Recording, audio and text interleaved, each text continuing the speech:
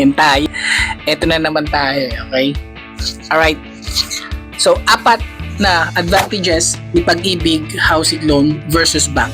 Hi guys, I'm Mark Tan, your advocate agent. So, Nice. tapusin mo tong video na to, yung pang-apat na advantages is sekreto lang. So, atin lang to, okay?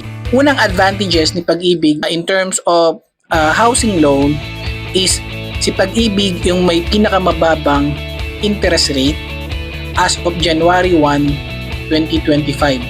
Si Pag-ibig is meron lamang 5.75% sa first year fixing period niya. Ang sumunod dito is 6.25 with 3 years fixing period versus bank na merong 6.5 pataas within the 3 years fixing period.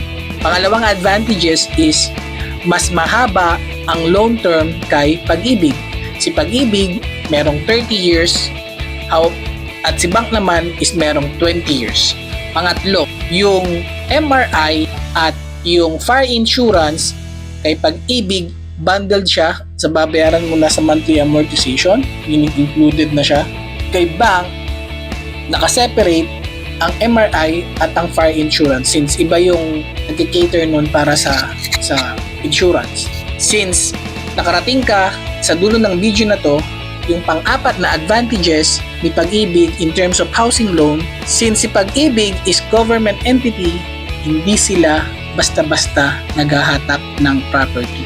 Versus bank na private sector na whenever kung ano man yung nakasaad sa kontrata nyo, matutupad at matutupad. Alright?